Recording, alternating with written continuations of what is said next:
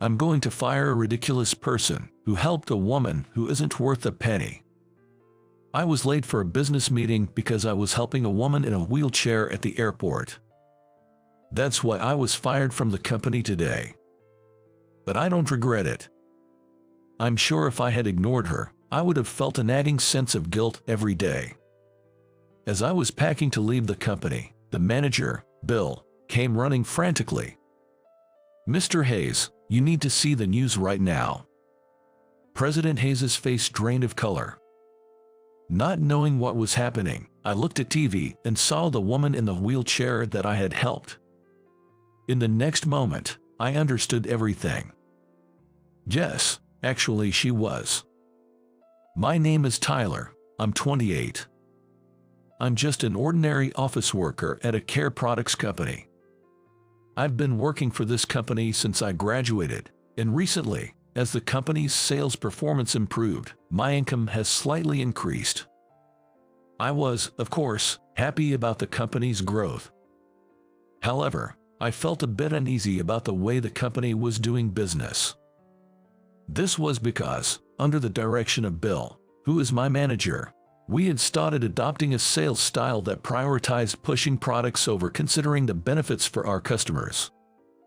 While we were creating reliable products, and this sales style did increase our transactions, I questioned the practice of selling products to people who didn't need them.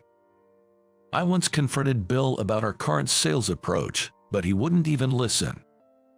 "Bill, shouldn't we change our sales approach a bit? We're increasing our transactions, so why change?" True, our transactions are up, but this approach might harm our reputation with customers in the long run. We shouldn't worry about our reputation. But I think there's no need to push unnecessary products. If customers are paying, it can't be unnecessary. If you're so concerned, what do you suggest? Maybe something that responds to the customer's needs. That sounds like an excuse from someone who can't do their job. Well, you haven't been doing well, have you? Your performance has always been terrible. Before the sales policy change, I was always among the top performers in the company. But since the change, I couldn't adapt, and my ability to close deals faltered. Because of that, my performance plummeted, always ranking at the bottom. Bill and Mr. Hayes hadn't complained about me before, but after my performance visibly dropped, they started to belittle me. Complaining even though you perform poorly is troublesome. Are you wasting time with pointless chatter again? Then Mr. Hayes came to check on the office work. Seeing him, Bill stood up respectfully. "Mr. Hayes, good to see you." "Good to see you." "Tyler, are you troubling Bill with your nonsensical talk again? Listen to this, he's saying our sales policy is wrong." "Wrong? Bill's strategy has been contributing to the company's growth and is, in fact, a success, isn't it?" "No, I just wanted to adopt a sales style that meets the customer's needs instead of forcibly selling them unnecessary products. If we keep worrying about the customer's needs, our performance will only go down. You don't need to worry about that." "But if you have time to make such comments, why don't you go out and make some sales? This is why people call you a failure." "I'm sorry. Bill, I know it's tough, but please make sure to take good care of your subordinates." "Yes, my apologies." After saying this, he left the office. Afterward, Bill blamed me for getting scolded by Hayes and burdened me with a lot of menial tasks. Since then, Bill has been assigning me menial tasks almost daily, leading to days filled with overtime work because I couldn't finish during regular hours. Rumors of my confrontation with him spread throughout the company, and the employees became afraid to voice their opinions to Bill or Mr. Hayes. Still, I don't think my ideas are wrong. Thinking I wouldn't bend my principles, I continued to work hard. As usual, I took the last train home, completely exhausted. The one who always warmly welcomed me home was my grandmother. My parents have been stationed overseas for work since I was young, so I lived with my grandmother, who has difficulty walking, to help her and assist with her medical appointments. Taking care of my grandmother while working is not easy, but as someone who has always been a grandma's boy, I've never felt it to be a burden. Welcome home, Tyler. You must be tired from today. Hi, Grandma. You've been coming home quite late recently, and you look unusually tired. Work has been busy lately. I'm okay. Are you sure? You're not worrying about something, are you?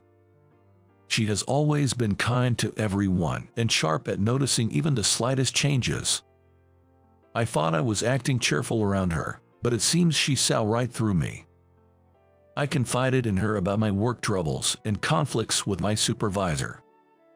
So that's what's been happening. Yeah, I wonder if I have no choice but to follow the supervisor's approach to secure contracts. How have you been conducting your sales recently? I've been listening to the customers and recommending only what they need. It seems to make them more satisfied. I even tried the sales style Bill suggested once, but it didn't suit me.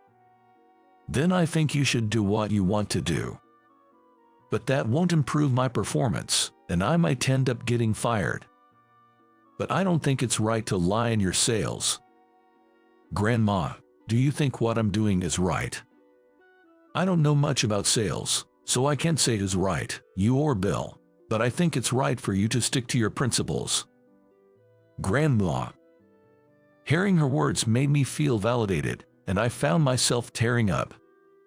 She always told me to be someone who can act for the sake of others.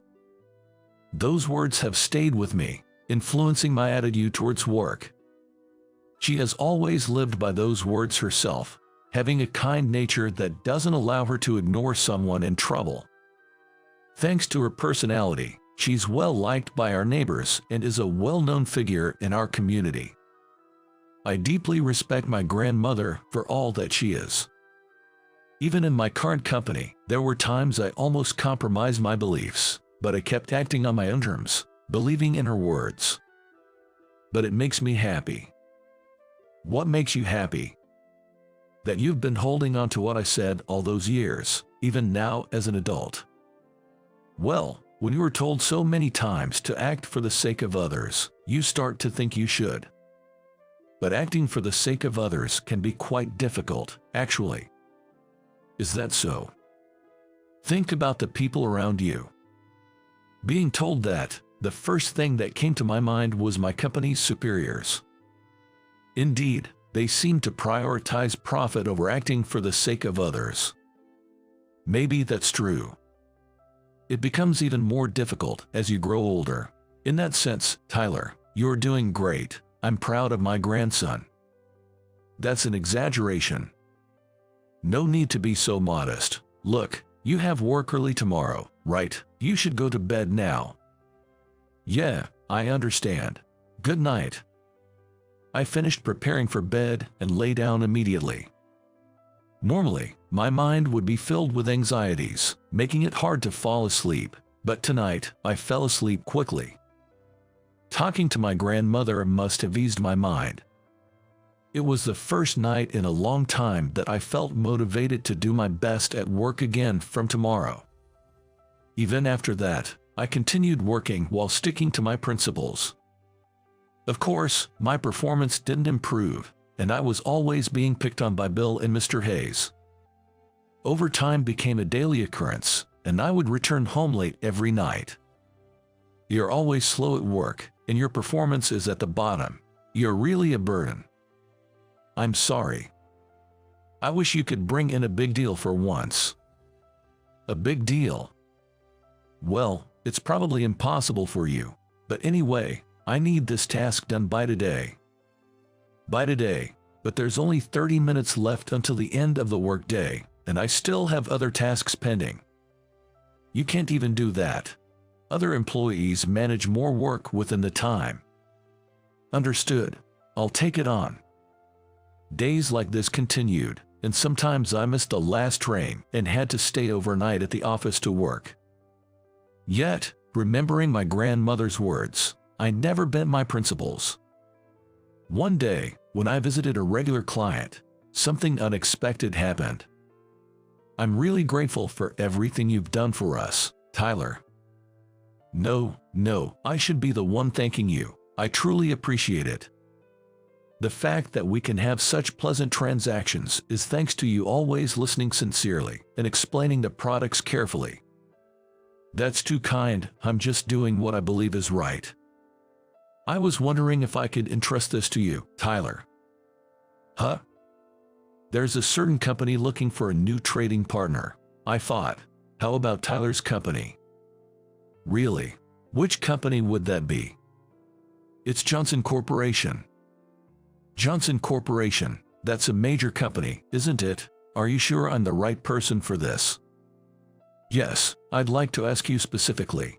They value not just the product quality but also the character of their partners. So I can trust you with this. Our company does take pride in our product quality. I'm honored that you think so highly of me. So, will you take it on? Yes, please count on me. Through the client, I managed to get in touch with a major corporation. A few days later, I received a call from Johnson Corporation. And unbelievably, a deal worth $100 million was decided, with me in charge. When Bill learned that I had secured a deal with Johnson Corporation, he was quite shocked. You secured a deal with Johnson Corporation? Yes, it seems to be a significant deal. This isn't some kind of mistake, is it? No, it's not. This is a matter of the company's future. Yes, that's why I was hoping Bill could join the negotiation as well. Of course, I'll join. I'm even thinking of replacing you with a more capable employee for this. Before I knew it, Mr. Hayes had stormed into the office, probably having caught wind of the situation. Everyone in the office turned their attention to us, wondering what was happening. Is it true that we've secured a deal with Johnson Corporation? It seems Tyler was the one who managed it. You did? How? It was through a connection with a regular contact we have. This is crucial for the future of our company. Would it be all right to replace Tyler with another employee for this negotiation? No, that's not working.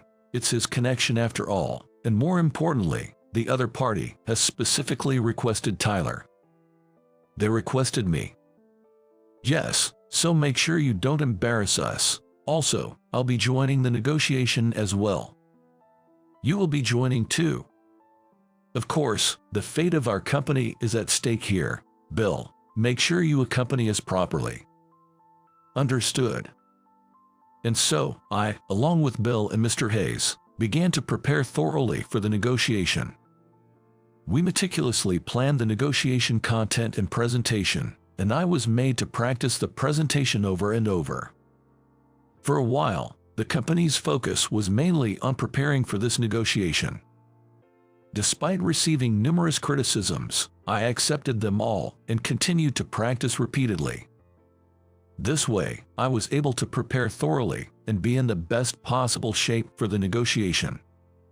On the day of the negotiation, I was reviewing the presentation materials until the last minute. Noticing this, my grandmother spoke to me. Today's the day of that big negotiation, isn't it? Yeah. The company we're negotiating with is located far away, so I have to take a plane, and I'll be staying there tonight. You're always so busy, but do your best today. Yay, I'll definitely make the negotiation a success. Don't push yourself too much, just do as you always do, and I believe you'll succeed. Thank you, Grandma. Although I had been very tense, this exchange with her helped ease some of that tension. I left the house, reassuring myself that I would be okay. Today, we were supposed to meet directly at the negotiation site in the company. So, I headed to the airport to catch my flight. Since I had arrived at the airport a bit early to allow for some extra time, I decided to walk around the airport to clear my head. That's when I noticed a woman in a wheelchair looking distressed and seeking help. The airport was crowded, and the staff seemed too busy with their duties to notice her. Looking at the clock, I realized it was almost time to go through security, but I couldn't ignore the woman in need. I might miss my flight if I don't go through security now, but how can I ignore someone in trouble right in front of me? Hesitating, I remembered my grandmother's words. Be someone who can act for the sake of others. Ignoring my principles was something I just couldn't do, not when I respected my grandmother's words so much. I hurried over to the woman. Excuse me, is there something wrong? It's just that my wheelchair suddenly stopped moving, and I need to catch my next flight quickly. It stopped moving. She seemed to be in a hurry. Fortunately, having a grandmother who uses a wheelchair, I had a fair amount of knowledge about them. I quickly found what seemed to be the problem and started fixing it with practiced hands. Do you think it can be fixed? Most likely, it should be fine. You seem experienced. Do you work in caregiving? Well, I do something related, but I'm also used to handling wheelchairs because my grandmother uses one. That's very reassuring to hear. After a bit of effort, I managed to fix the wheelchair successfully. The wheelchair started moving again, and noticing the woman's urgency, I explained her situation to a staff member who happened to be free and asked them to accompany her to her flight. Thank you so much for everything. It's nothing, really. When I checked the time, the plane I was supposed to board had already taken off. I hurriedly said goodbye to the woman and rushed to change my reservation to the next available flight. As I was about to leave, I heard the woman calling out to me from behind. Please wait. My name is Haley Eris. May I have your name? I'm Tyler. Here, take my business card if you'd like. Well then, I must go. Thank you very much. I handed Haley my business card from my suit pocket. And then I quickly left the scene and completed the necessary procedures. In the midst of the chaos, I also informed Bill over the phone that I had missed my flight and would be taking the next one. Despite the rush, I managed to catch the next flight and boarded the plane. After landing, I headed to the company using the shortest route but ended up being 5 minutes late. Bill and Mr. Hayes were already there, waiting for me, visibly furious for making them wait. How dare you be late on such an important day for our negotiation? I'm terribly sorry. You've just tanked our credibility with the client. How do you plan to take responsibility for this? By the way, why were you late? Well, actually, I explained the incident at the airport to them. I thought they would understand if I explained, but it seems that was just my wishful thinking. As soon as I finished explaining, Bill started berating me loudly. A woman in a wheelchair is worthless compared to a deal with Johnson Corporation. Can't you see that? But I couldn't just ignore her. You should have. Ignoring someone is something even a kindergartner can do. Why couldn't you? Enough, Bill. There's no point in talking to such a useless person. But he's caused such a mess. I'd love to fire you right this instant, but since the client specifically requested you, you'll have to pack your things after the negotiation. Does that mean? Yes, you are fired, but you'll still attend the negotiation. After that, you are of no use to us. Bill and I will lead the discussion, so don't bother doing anything. But I've practiced so much. Please let me try. Don't you get it? Someone who prioritizes worthless trash over their job doesn't need to do anything. You are just in the way.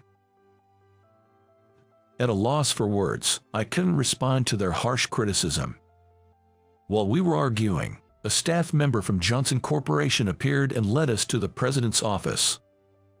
We were told to wait a bit for President Johnson to arrive, so we sat on the sofa in the office, enveloped in an awkward silence. Bill and Mr. Hayes continued to grumble about me in hushed tones. Reaching my limit, I stood up to leave. Then, a familiar figure appeared on the TV in the president's office. It was Haley. the woman I had helped at the airport. Haley seemed to be giving an interview on the news. "Look, Bill, the woman in the wheelchair is on the TV. Oh, she's pretty. It's a pity she has a disability." Even as their conversation reached my ears, I was shocked to see Haley on TV, realizing she was someone significant. Haley is on TV. Why? To my astonishment, Haley started talking about the incident at the airport with a smile on her face. "Actually, on my way to the studio, my wheelchair broke down at the airport and I almost missed my flight. But then, a salesperson from Hayes' company fixed my wheelchair and escorted me to the gate. We also value personality in our employees, and I hope they can be inspired by him. Of course, we're proud of our excellent staff." Hearing her interview, Bill and Hayes exchanged looks. "Hayes, about that interview just now." "No way, that can't be it." Then, President Johnson finally appeared in the office. "Sorry for the delay." "Not at all, it's totally fine. We apologize for taking up your time. We're really sorry for our subordinates' behavior." "It's okay. By the way, you saw my daughter on the news just now, right? The salesperson she was talking about was you, wasn't it?" "It seems so." "Seems so. You are quite humble. You're truly a wonderful person. Let me thank you on behalf of my daughter." "Thank you very much." "No, I just did what anyone would do." "That's right. Well, since Mr. Johnson has said so, let's just let bygones be bygones regarding Tyler's tardiness this time. But earlier, you said I was fired. Be grateful that kind Mr. Hayes is forgiving you." They cut me off as if to silence my words. The two of them pressured me as if to say not to speak any more unnecessary words. "Thank you for your generous understanding, Mr. Johnson. Shall we proceed to the negotiation?" But as we were about to start the presentation, he stopped us. "No need for that." "Does that mean?" They, seeing his positive reaction to me, were perhaps hoping that he would accept the deal. They smiled with joy. "Does this mean the deal is set? You truly have an eye for quality, to recognize our value without even needing a presentation." "Yes, it seems his reputation is well deserved." "Then, let's sign the contract right away." As Mr. Hayes was about to pass the documents, Mr. Johnson made an unexpected statement. "Sign. I never said anything about making a deal." They were puzzled.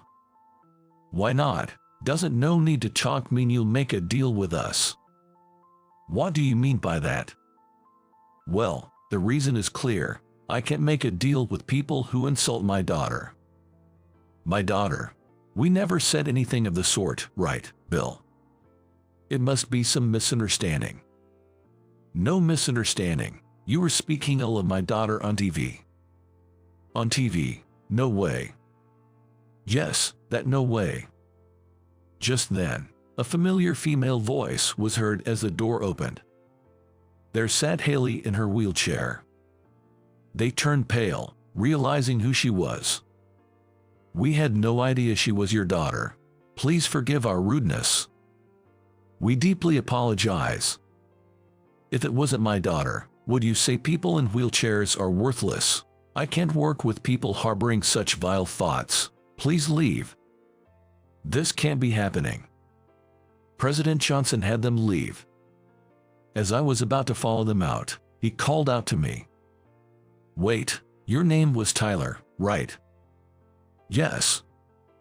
"Weren't you just told by Mr. Hayes that you were fired after this negotiation?" "Yes, I was told I'd be fired after this, as I'd no longer be needed." "How do you know about that?"